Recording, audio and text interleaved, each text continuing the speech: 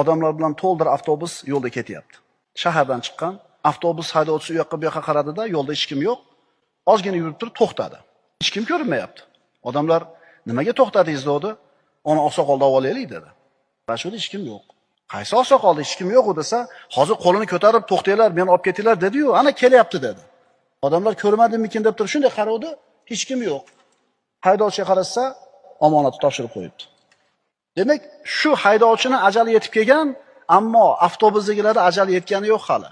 Alloh taoloning hikmatini ko'ringki, chiroyli qilib to'xtatib, avtobusning rushnoyini torttirib, xotirjam qilib qo'yib turib, jonini oldi.